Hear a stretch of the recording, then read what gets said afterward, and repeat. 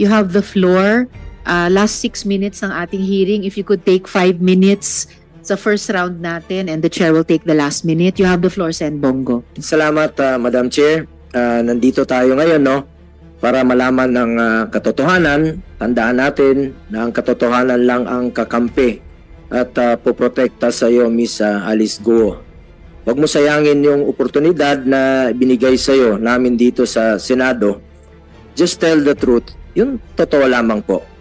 Kasi dahil sa pagiging evasive mo noong mga nakaraan hanggang ngayon, kung ano-ano na pong mga insinuations, haka-haka, chismis at conspiracy theories ang kumakalat, marami na pong nadadamay na mga inosente, pati po si former President Duterte ay kinokonekta sa iyo.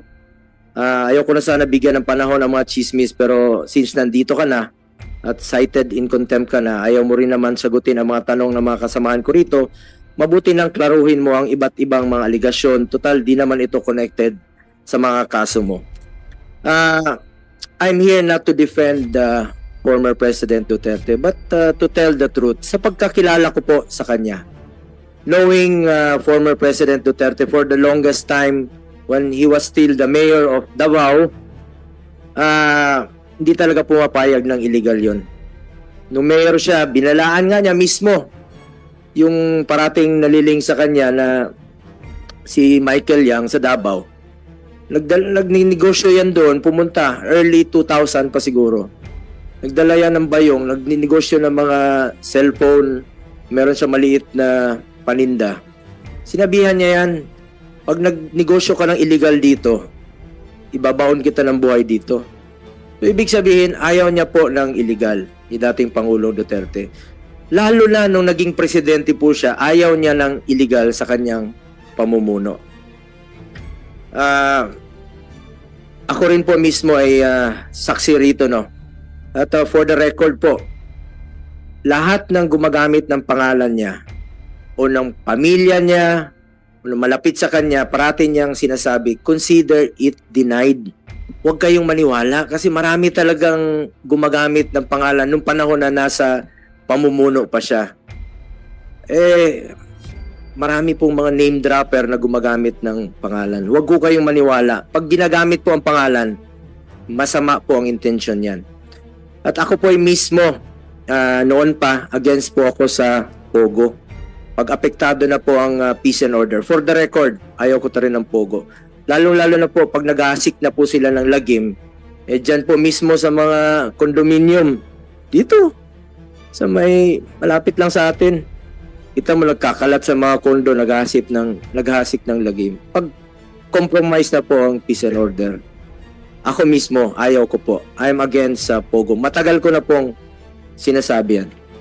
At lastly, to Miss Alice, kung may intention ka bang magsabi ng totoo dito, please lang po, sabihin mo na yan lahat. Yung totoo lamang po. Kung rerespetuhin ka pa dito, huwag kang maging evasive. Sabihin mo lang yung totoo. Huwag kang tumakas, huwag kang magsinungaling. Just tell the truth. Yung totoo lamang po. Salamat, Madam Chair. Salamat kaayo, Sen. Bong. So, before we suspend this hearing, one quick question, quick initial answer sana mula sa PAOK kay Yusek Cruz. You just raided a Pogo in Cebu. Tama po ba na you established links also to the Pogos in Bamban and Porac na parehong linked kay Alice Guo?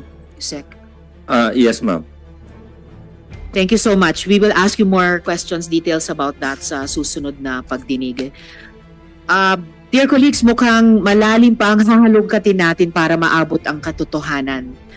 At Guo Huaping, alias Alice Guo, kahit anong subok mo, hindi mo mapapaikot ang Senado. I'm sure even if you're talking to your attorney, you can overhear me. Di ako naniniwala na walang Pilipinong tumulong para makalabas kayo sa Pilipinas. Di ako naniniwala na walang opisyales ng gobyerno na tumulong sa inyo.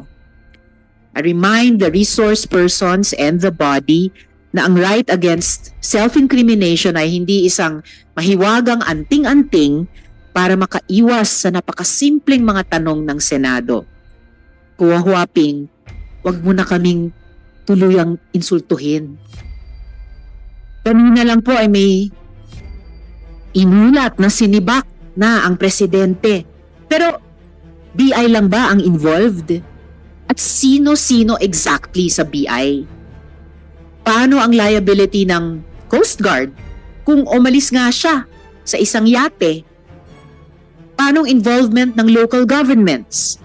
Sabi ni Sen. Robin ng ating National Police, kung local governments, inamin na po ng staff ni Mayor Kalugay na siya ang naghahanap ng notary para sa dokumento that turned out to be Alice Guo's affidavit.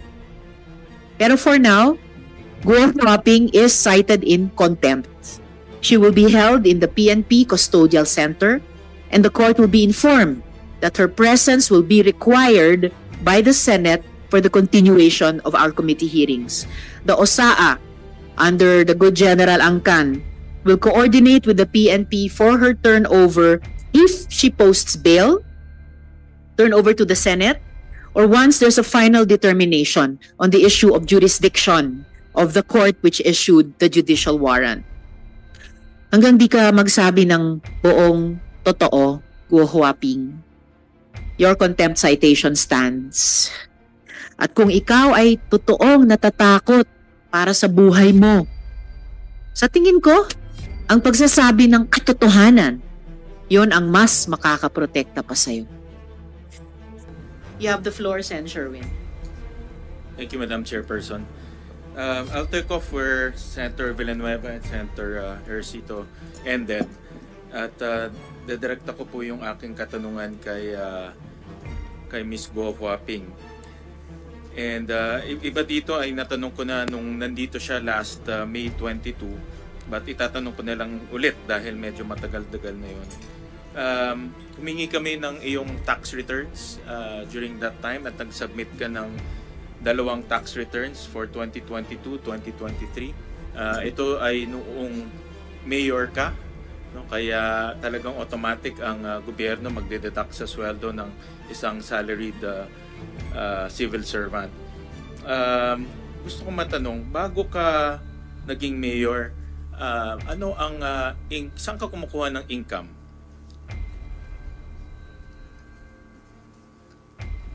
Anong source ng income Sa mo? business po. Sa business. Anong business yun? Piggery po. Piggery. Which particular company? Kasi marami kayong kumpanya eh. Diba? Tinignan opo, ko may more than a dozen companies ang inyong kumpanya. So saan ka kumukuha ng income? Sa mismong piggery business po. Which is? Ano yung kumpanya na yun? QJJ Farm po. QJJ Farm. So dito ka kumukuha ng income. Opo. In the form of anong klaseng income? Anong klaseng income ang binibigay sa iyo ng QJJ Farm? Ako po yung nagmamanage po nung business po. So may sweldo ka doon? Opo, ako na po yung nagmamanage po talaga. Oo nga, pag nagmamanage ka, may sweldo ka. Opo. Tama? Opo. Magkano ang sweldo mo? Hindi po sweldo na salary po. Sa akin na po yung business po. What do you mean? Linawin mo yung sagot mo, Ms. Go. Kumukuha ka nagmamanage ka ng QJJ Farm? Diba? This is your family business? Meron ka bang sweldo na nakukuha sa kanya? Hindi po siya exactly sweldo po kasi parang sa akin na po siya, ganun. So, anong klase? May dividendo ka ba nakukuha sa kanya? Sa business, sa business po, doon na po kumukuha ng pang expenses ko rin po. Magkano ang kinukuha mo every month? Wala po siyang more or less lang. Bigyan mo lang kami ng ballpark figure. Wala naman pong more or less po. Pagka may kailangan po. Guys, for example lang, in the last bago ka naging mayor, no? The last 12 months bago ka maging mayor, magkano kinukuha mo? On the average lang. More or less lang, bigyan mo lang kami ng idea kasi ikaw nagmamanage yan, ikaw may-ari nun, di ba?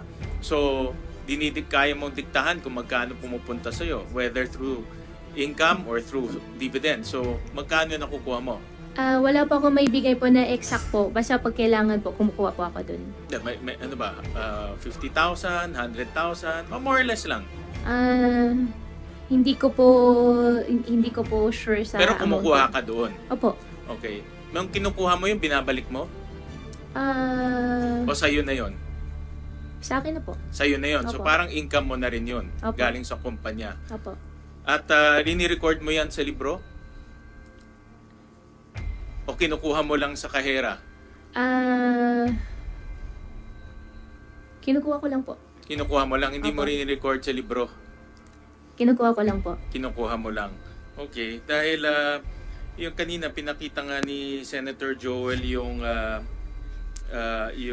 SALN mo at lumalabas. Napakita ko lang muna yung financial statements ng QJJ Farm. Kasi yung QJJ Farm, nakita namin na hindi naman siya ganong kalaki ang kanyang kita. Nakita lang namin.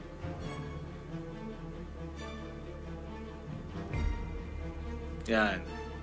So, in 20... Yan, medyo mabagal ang internet. In 2022, negative 954. In 2021, 81,000 yung kanyang net income. So, yan yung kanyang kita, no?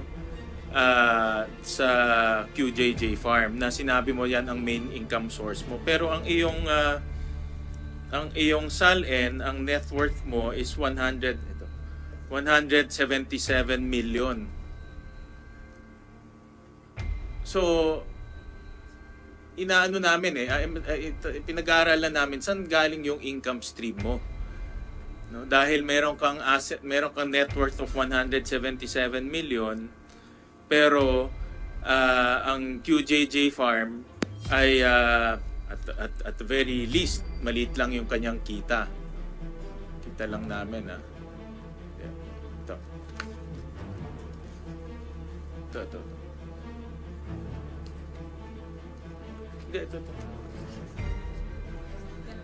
Yan.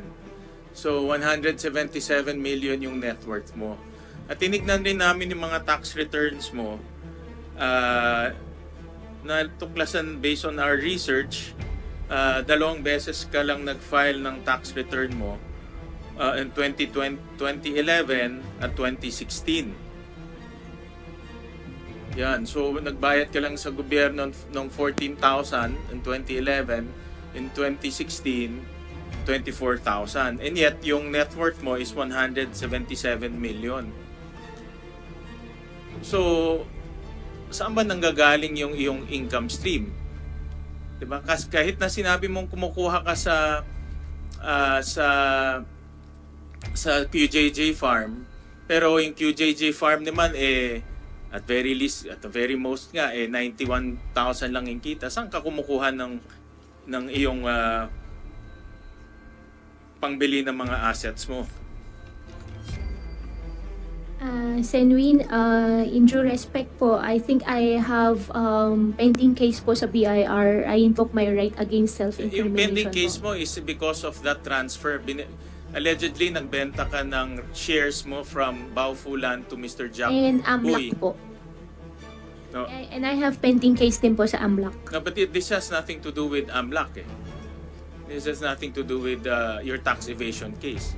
So, wala namang connection siya sa tax evasion case mo kasi yung tax evasion case mo is yung pagbenta mo ng shares mo kay Jack Uy. Opo, pero sa dami po ng cases po naka-file po sa akin, nag-worry din po ako lahat na isasagot ko po dito may use against me po. Sorry po, Sen. Sen. Sherwin, before you Yeah, go continue, ahead. para sa kaalaman lamang ng lahat, pumayag si Senate President na mag-session tayo by 3:20. So hard stop na po natin before then. So that sina Sen Bongo and Sen Robin ay makapag-tanong pa. Salamat po. Please proceed, Sen. Sige, thank you, Madam Chairman. Tatalon ako sa isang question but related, no?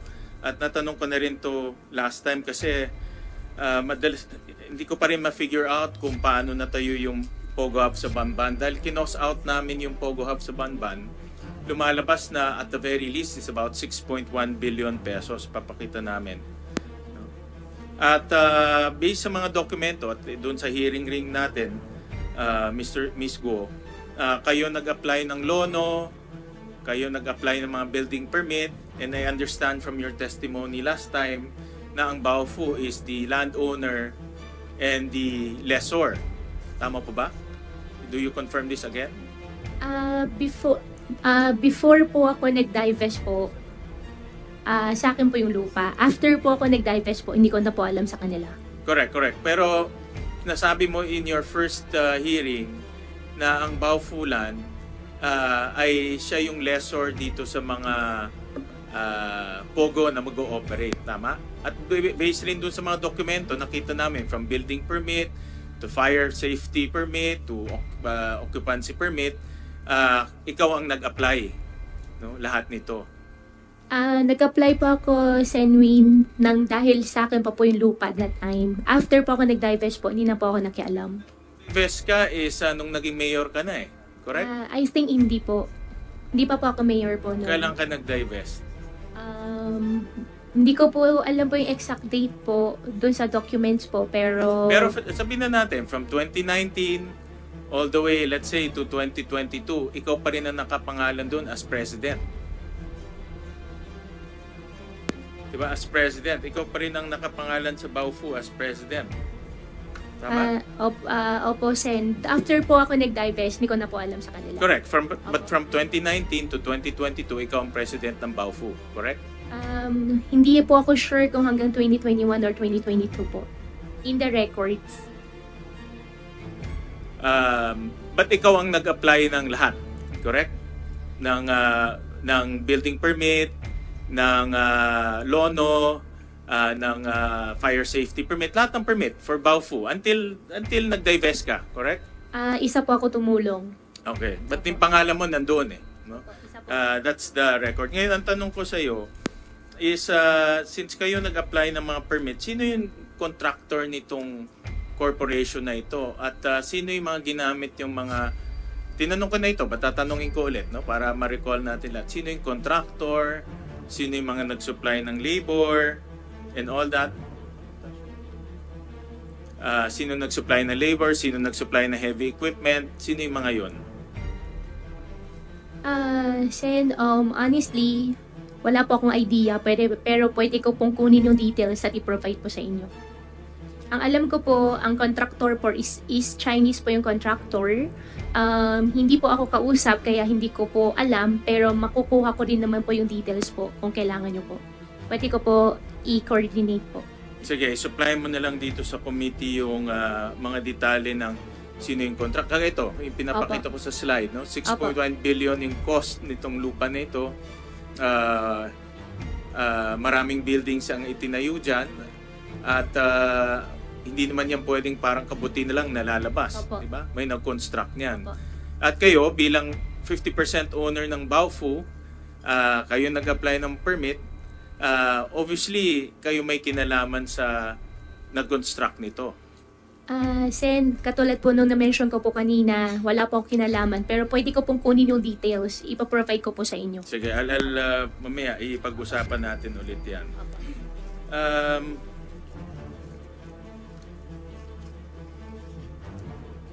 Sino ang nag-finance nitong balik nga yung ano? Sino nag-finance nitong Pogo sa Bamban? Sino nag-finance? Sino nagpasok nitong billion peso para matayo yung Bamban na Pogo Hub? Sen, after ko po nag-divest, hindi ko na po alam, pero before po ako nag-divest po, yung isang Chinese po ang nag-approach po sa akin. So, sino yung Chinese na yon? Isa rin po siya incorporator po ng Baofu po. Anong pangalan niya? Yung Huang po. Give us yung complete name. Ipaprovide ko po. Huang ano? Ipaprovide ko po. Yan ba sa incorporation papers? Si Wang Zhiyang? Isa po siya doon sa incorporation papers po. Si Wang Zhiyang? I think so, opo. I think so o hindi? Yun lang naman. Opo, siya po yung kausap. Siya po yung incorporator, opo. At siya rin ang nag-finance nito. Hindi ko po alam kung sino pa po nag-finance, basta siya lang po yung alam po namin. Pero siya ang kausap mo dito para ipatayo itong Pogo Hub sa Bamban. Initially, hindi naman po Pogo Hub ang usapan. Ang initial po, housing po. Kaya yung lupa ko po ang gagamitin. After po nag-iisip po sila ng ibang types of business na po, umalis na po ako. Paano ka, sige, babalik ako dyan ha.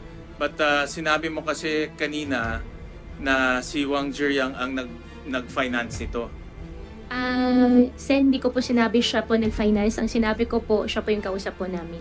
Sino nga nag-finance? But yun ang kailangan namin malaman kung sino ang mga taong nasa likod nito eh. 'Di ba? Hindi ka nagbibigay ng sagot sa amin eh. No? Hindi naman parang pera babagsak lang sa langit at magtatayo ng Pogo Hub sa Bamban. Meron nagbigay ng pera nito. Sino yung nagbigay ng pera? Sen, very cooperating po talaga ako. At na-mention ko rin po sa inyo kanina, kukunin ko po yung details po doon sa mga contractor. Then yung contractor iba. Yung contractor yung binayaran mo.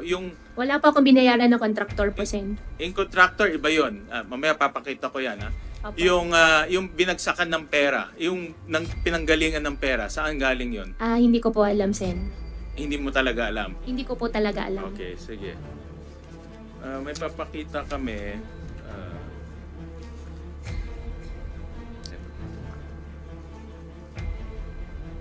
Kasi based sa mga news reports, may mga nabasa akong news reports, may mga nabasa akong based on our research at news reports sa mga sinasubmit dito sa amin na from 2018 to 2024, 1.9 billion pesos ang pumasok sa accounts mo. Papakita ko ngayon. And this is based on sa mga news reports nakita namin. Kung makikita natin, noong mga unang panahon, wala namang pumapasok sa accounts mo. Pero pumasok sa account mo between 2018 to 2024, 1.9 billion pesos, of which 666 million in cash at 1.2 billion in check. Sinabi mo, kumukuha ka ng income sa QJJ Farms. Nakita namin walang income in QJJ Farms. Tinatanong ko sa iyo kung magkano kinukuha mo doon. Ayaw mo sabihin kung magkano kinukuha mo ngayon. Pero sa aming pag-analisa, hindi kaya magbigay ng QJJ Farms ng 1.9 billion pesos sa iyo in the span of 6-7 years. Ngayon, ang tanong ko sa iyo, saan galing itong perang ito? Since may mga kaso na po final po sa akin, I invoke my right against self-incrimination. Anong kaso yung po. mga final sa iyo? Ang final po sa akin, AMLAC, final po sa akin sa BIR, I think 7 cases. Pero wala naman to connection sa mga kaso mo eh. Magpa-file, alam ko hindi po ako nagkakamali, may file din po sila ng tax evasion po. But the tax evasion nga is pag-transfer mo ng shares to Jack Uy. No, ito iba naman to eh. Wala namang connection to sa tax evasion. So ang tanong ko sa iyo, saan galing itong perang to? Since may AMLAC na po na file po, I refuse to answer po. Sorry po talaga. Isa pa, kanina pinakita namin yung QJJ Farms ay maliit lang yung kita niya. Pero natuklasan din namin, again, sa mga news reports to, sa mga news reports, sa mga research namin, na between 2018 to 2024, 3 billion ang pumasok sa QJJ Farms, of which 1.2 billion in cash at 1.7 billion in check. At ito, pag i-add ko yung kaninang sinabi ko, tsaka ito, almost 5 billion na. Malapit na ito doon sa halagang ginamit sa pagpapatayo sa Bamban Pogo Hub. Pag titignan mo rin in timing, 2017, 2018, 2019, lahat to eksakto kung kailan pinatayo yung Bamban Pogo Hub. Ang QJJ Farm, sino ang presidente? Sen, I think regarding po dyan, But who's the president ng QJJ Farm? Sino ang president? ako po yung president. Kayo ang president Opo. ng QJJ Farm, di ba? Opo. Kanina sabi mo, you also manage and control dahil nakakakuha ka ng pera doon. Opo. Definitely, alam mo rin, may pumapasok na pera doon. Sen, regarding naman po dyan, since may nakafile na po sa akin na case, I think sasagutin ko po siya sa korte. At regarding naman po, Sen, po, dun sa sinabi niyo po kanina sa akin na yung pera ay might be used in Pogo, matche-check niyo rin po, wala pong Pogo related po na pera if ever po. At saka even po sa mga contractor po, wala pong any transactions po.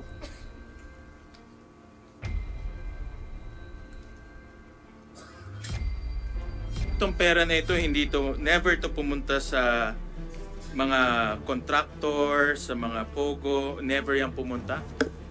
Sen, wala po akong business na Pogo. Kaya wala rin po ako Hindi ba pinagawa ito po na pumunta, Pogo. itong perang to, hindi to pumunta sa pagpapatayo ng Pogo sa Bamban? Wala po Kasi akong yung timing, Pogo. perfect timing, yung pagpasok.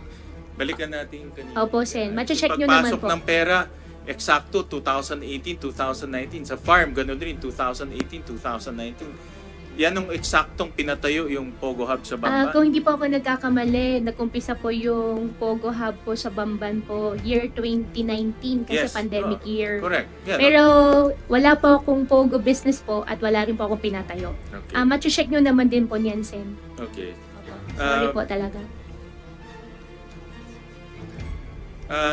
Sabi mo kanina na hindi ka konektado doon sa mga contractors or sino nagpatayo ng Pogo Hub sa Bamban.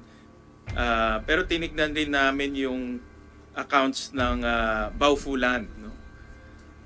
Of which ikaw ang presidente, tama?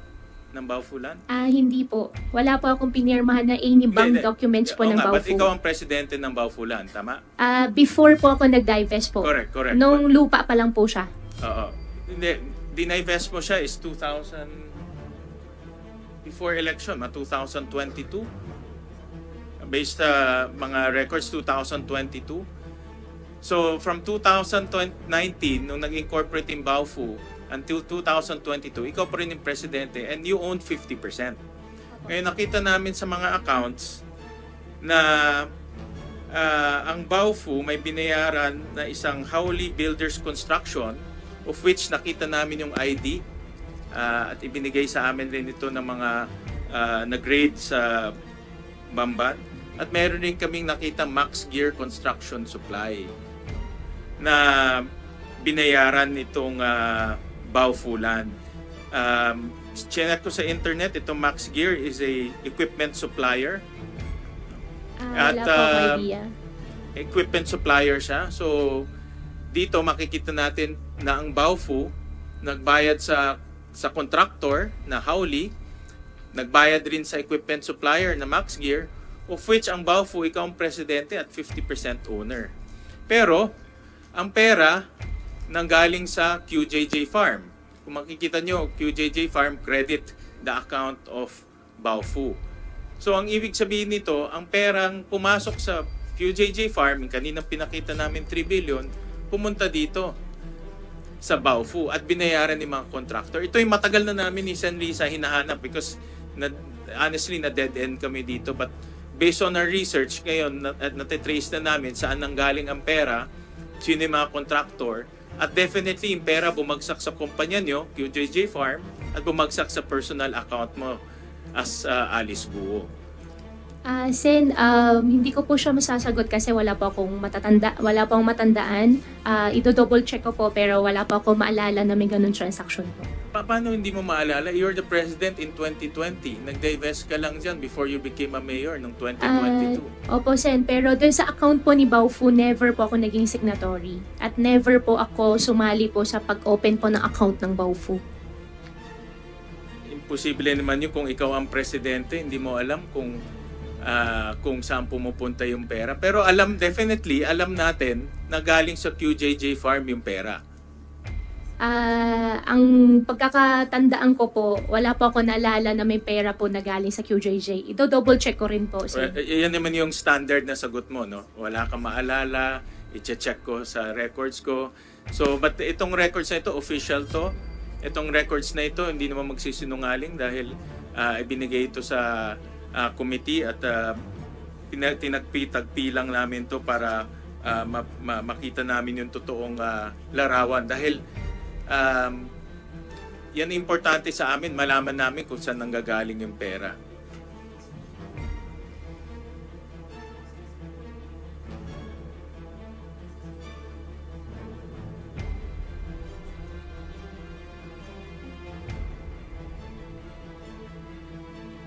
Madam Chair, I know that we are rushing against time, pero merong a few items na lang, no, with the permission of the good chairperson.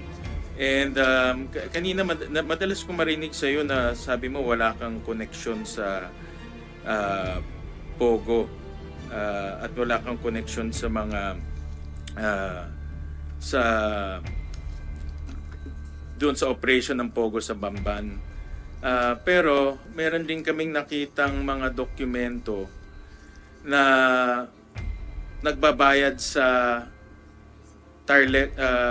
Tarelco. And itong mga dokumento ito nakapangalan sa iyo. And in 2022, kita lang namin in 2022, yan. Mayor ka na nito noong 2022. December 29, 2022, nagbayad ka ng 28 million in cash to Tarelco. At ito ay nakapangalan sa iyo, yung kontador. In September 11, 2022, nagbayad ka rin ng 5.4 million in check. In 2023,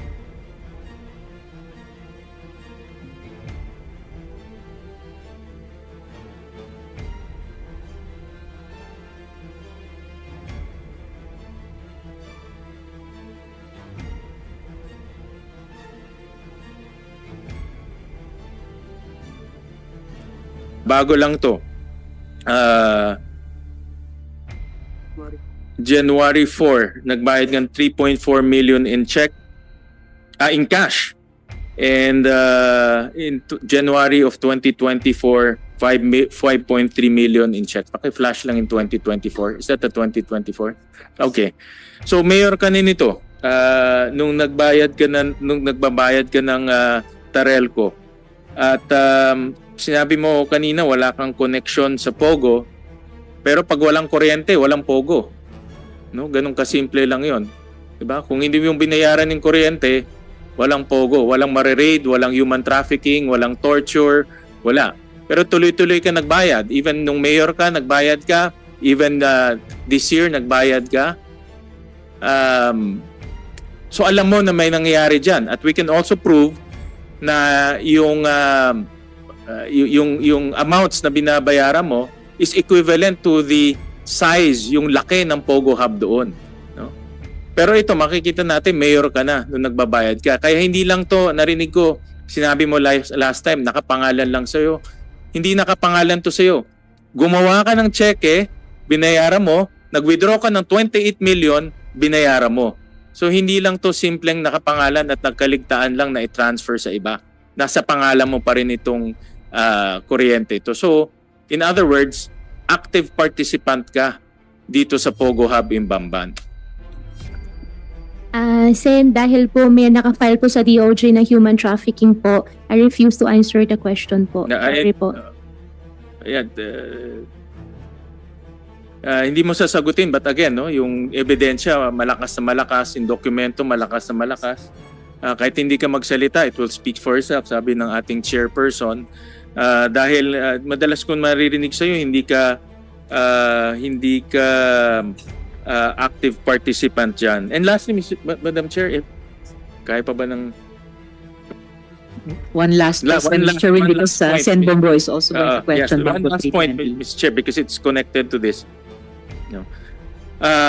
Nakita rin namin sa aming mga research at dun sa mga dokumento, dahil alam nyo, actually, itong mga dokumento sa likod, Ms. Go, ito yung mga dokumentong pinapadala dito at binabasa namin lahat yan at tinatagpi-tagpi ho namin.